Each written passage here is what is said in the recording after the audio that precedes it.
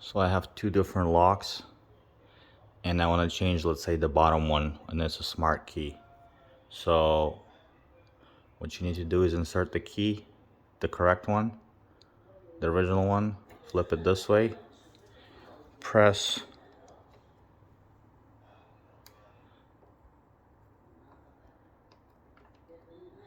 on the lock, on the smart key lock, and then take it out, take this thing out, and then insert the new key that you want to have, turn it 180 this way, and then take it out.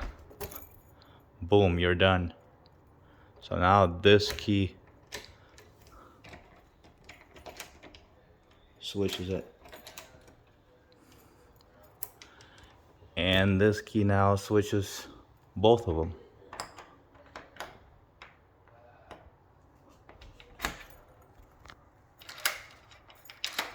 So there you guys got it.